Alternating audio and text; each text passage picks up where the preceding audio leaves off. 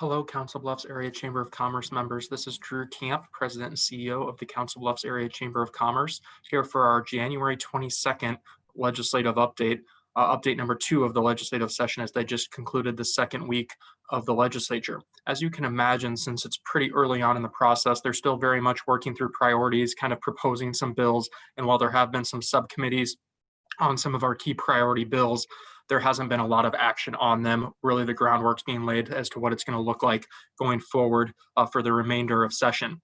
There are a few important items that I do want to touch on to make sure that we do draw some focus on and speak to make sure that we continue to keep them top of mind. One thing that I wanted to start with is the Iowa Economic Development Authority has some pretty ambitious goals and policy proposals that they're going to be putting forward in this legislative session.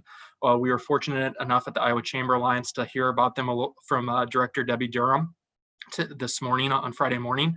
I can't speak specifically to the kind of details of the policies because I don't want to put the cart in front of the horse because Debbie has yet to kind of put those forward and talk about them publicly with the legislature. But just needless to say, they line up very well with our priorities, and we'll continue to move those forward and help however we can to get those over the finish line, especially as it involves working with our local legislators, especially Senator Dawson, who oversees the Ways and Means Committee in the Senate and will be hugely important on a lot of the consideration on a lot of those bills and those priorities from Debbie's perspective.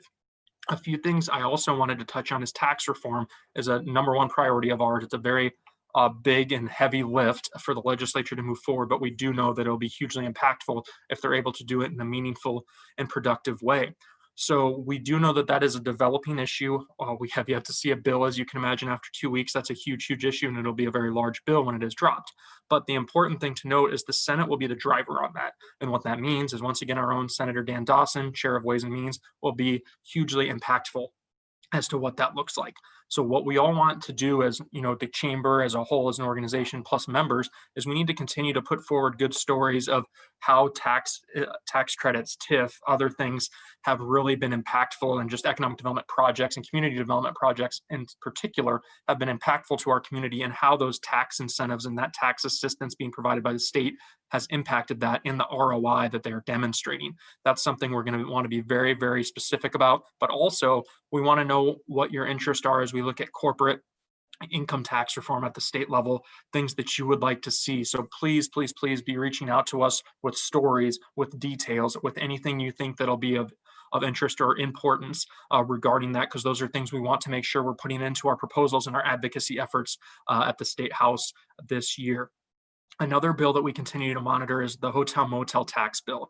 It's pretty clear why that would be an issue for us. That's something that has local budget implications. So anytime we see a bill like that come up, we're always going to watch it and kind of see what we need to do to impact it. But right now we're just monitoring it. But that's very important for our local government officials to know that we are watching that bill as well. There are a litany of childcare bills that have come forward.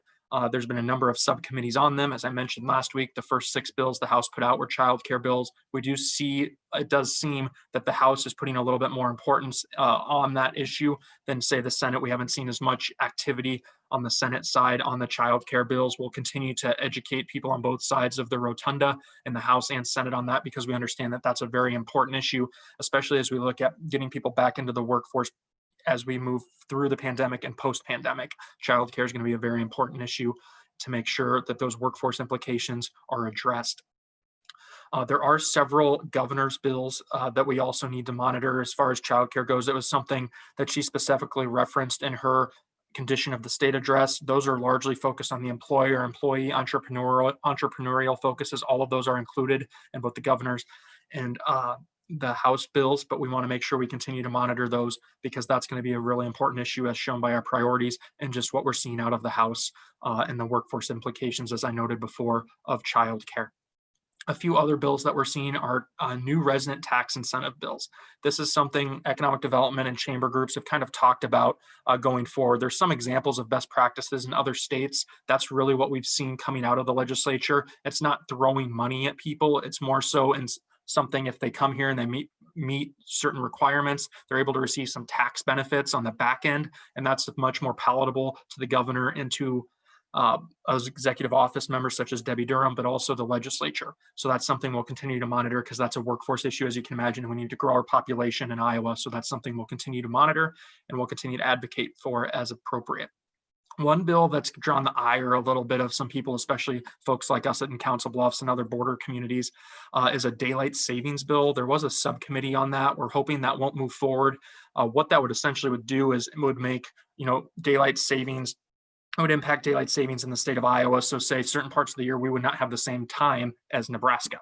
That obviously is problematic as we look at working as a greater MSA. So that's something we're not very interested in, and we are registered against that bill because of the implications that it would have, as I just noted.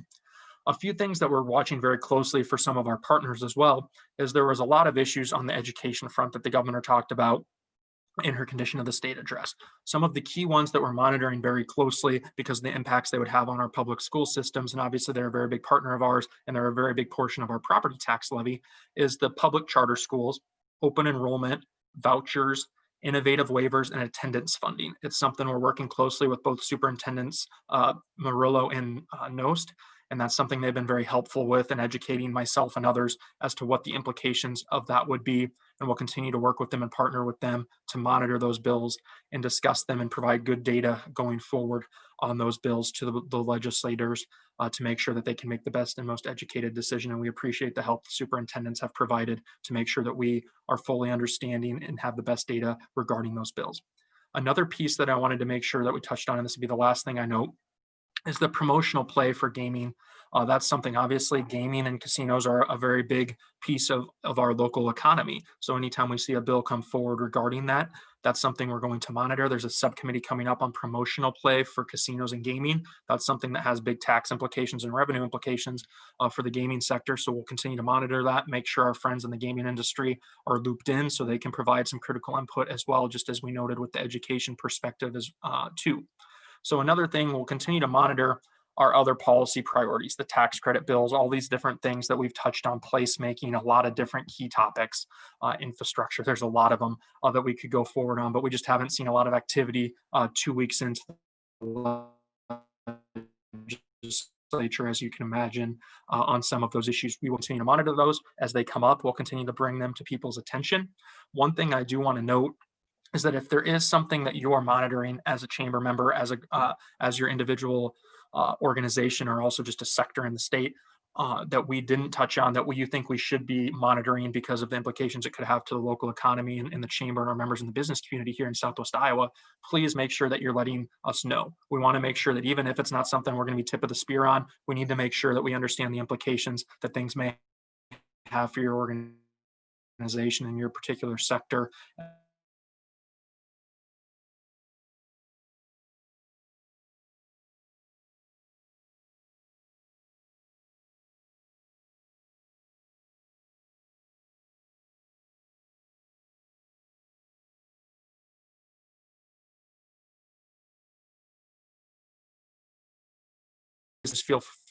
Feel free to provide constructive criticism.